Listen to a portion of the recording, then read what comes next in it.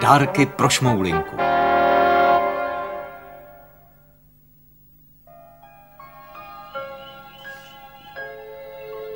Už jen 2 dny zbývají do mých narozenin.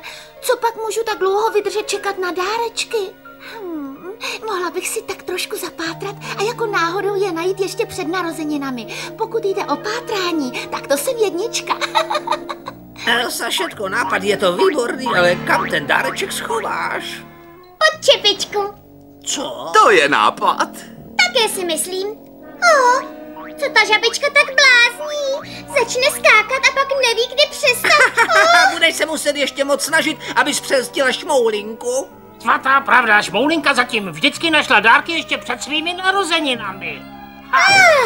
U všech šmoulých čepiček. Tenhle rok to musí být jinak. Halo, Sašetko, co tam nahoře děláš? Šmoulata vás seznámí s tím, jak zabránit, aby Šmoulinka objevila dárečky. Tamhle nad studnou máme šmoulu Filutu. Vydáli se Šmoulinka jeho směrem. Začne krákat jako vrána. Krá, krá, krá. Poblíž Masounova gongu najdete šmoulu Čilouna. Jakmile se Šmoulinka přiblíží, začne vít jako vlk. Na návsi to jistí šmoula Šikula. Když uvidí Šmoulinku, začne vydávat zvuky jako ptáček Lele. A kdybych ji náhodou viděla já, budu štěkat jako pes. Je to vynikající plán, Šmoulata. Souhlasím. Šmoulata se už asi stačila ode mne poučit. Takhle se nám jistě podaří dárečky schovat. Mé pátrání bude určitě hračka, jen musím vypadat nenápadně. La, la, la, la, la, la, la, la, la, la. Krá, krá, krá. Krá, krá. Oni už přichází.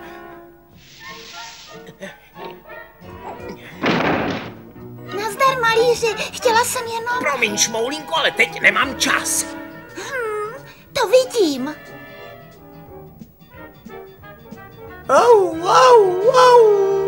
Ale ne, Šmoulinka.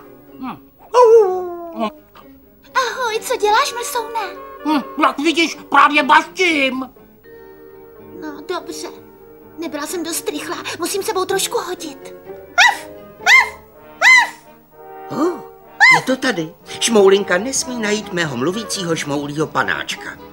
Čím to je, že můj mozek je odlišný od ostatních mozků? Je to velká záhada, kterou ani já neznám. Ach, jak můžu pátrat, když mě nikdo pátrat nenechá? La, la, la, la, la, la. Šikulo, co tam nahoře děláš? Kde? Co? Já tady procvičuju hlasy ptáčku. No. Tak se mi zdá, že se tady děje něco velmi podivného. Moc podivného. Krá, krá. To snad není pravda, Šmoulinka to nevzdala a hledá dárečky.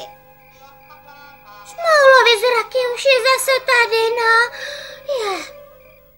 Haf, haf, haf, haf. Nejde takhle dál. Můj mozek, na mě snad jde šmoulí kolaps. Potřebujeme si přece trochu odpočinout. Jestli tě Šmoulinka znovu uslyší, bude si myslet, že se zbláznil. Drazí Šmoulové, jako prezidentka výboru na ochranu šmoulinčiných dárků vám chci učinit návrh. Šikulo, máš slovo, mluv. Včera jsem byl na výletě v lese a objevil jsem tam jeskyni. Sašetka a já se domníváme, že to je dokonalá schovávačka. A tak jsme pro vás, pro všechny, namalovali podrobné mapy. Výborně. To je skvělej nápad, ano. Šmoulinku jistě nenapadne hledat dárečky v jeskyni. Jaké krásné jarní ráno. Velmi vhodné počasí k vystupování dalšího pokladu.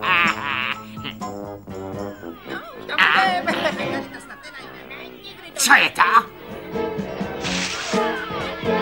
Jsme na místě. Jeskyně je hned za tím ohybem. To jsou ale podivné bytosti. On nosí dárečky. Tady je takový výklenek, tam naše dárky hezky schováme. Ano, teď se snad konečně uklidním.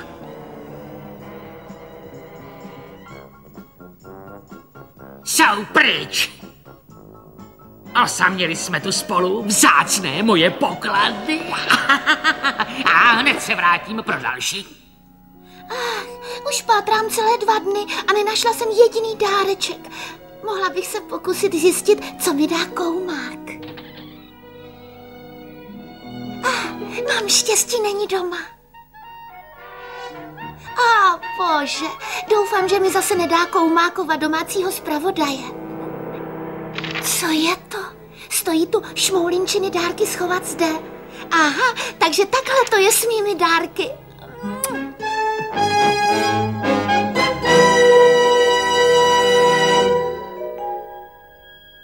Rubíny, smaragdy a teď mám i dárečky.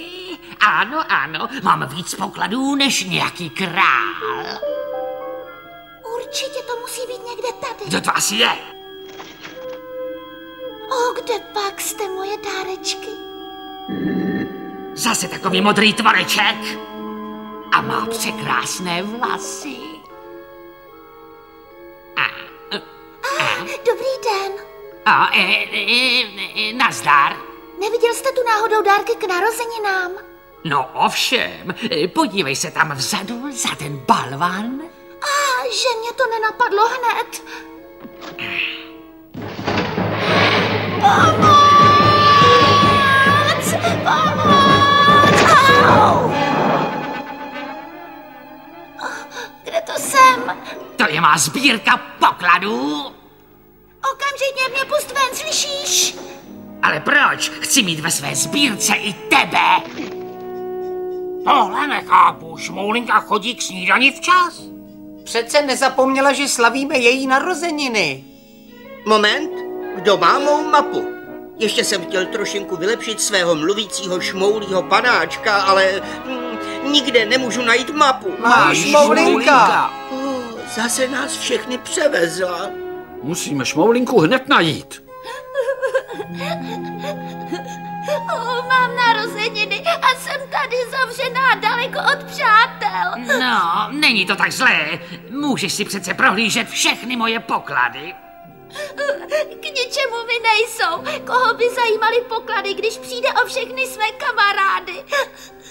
Tebe vážně nezajímají poklady? Šmoulinko, Šmoulinko! To je teďka Šmoula. Přišel si pro mě. Jsem tady dole, taťko Šmoulo. Tady dole. Šmoulinko, Šmoulinka. Nějaké poklady mi seberou, ale o všechny nepřijdu.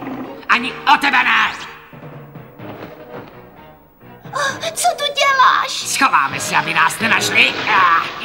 Tamhle! Nikdy mé poklady nezískáte. Nesmějí nám utéct. Koumáku, Čiloune, pojďte rychle se mnou. Rozkaz, taťko Šmoulo. Vy ostatní počkejte tady. Za tím plavidlem.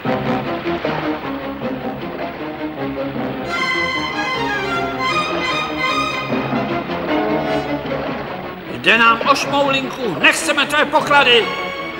Jde nám o šmoulinku, nechceme tvé poklady. Co tak křičí? Pozor!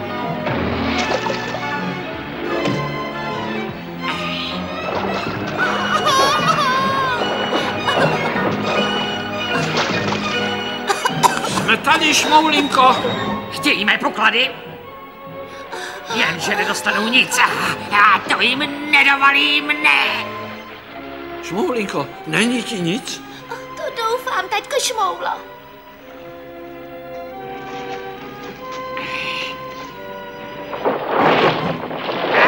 Pomoc! Podej mi ruku, pomůžu ti. Ale takhle přijdu o všechny svoje poklady, já to nemůžu. Pust je, nejsou důležité. S Bohem Nešiko, vždycky jsem si přála náhrdelník. Vážně? To jsem rád. Děkuji vám všem, mí šmoulové. Všechny dárečky jsou krásné, ale důležitější je, že vás mám ráda.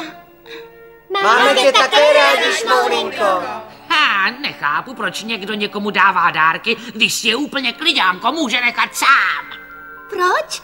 Dáváme si dárečky, protože si děláme radost. Ano. Tobě nikdy nikdo dárek nedal? Ne. Mohla bych. Jistě, Šmoulinko. Dárečky přece teď patří tobě. Ale který mám vybrat?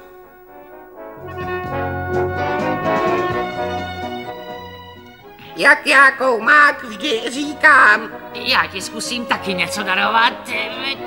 Tu máš. Tak dost. Chtěl bych ti dát opravdický dáreček, Šmoulinko.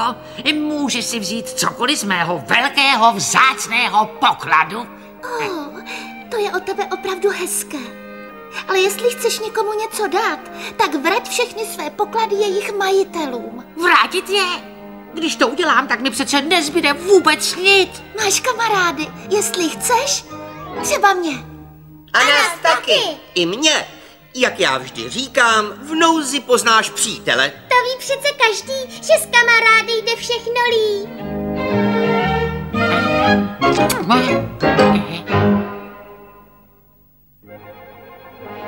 V českém znění Vlastimil Brodský, Jiří Průdr, Petr Pospíchal, Jitka Molavcová, Jiří Prágr, Pavel Trávníček, Zdeněk Hess a další. Zvuk Lubomír Zajíc, produkce Jaromír Šindelář, Jana Brášilová, autoři písní Veronik a Tier Clifford, překlad Daniela Margoliusová, dialogy a režie Jarmila Beránková. Připravilo Barrandov Studio dubbing. Vyrobila česká nezávislá televizní společnost Nova 1997.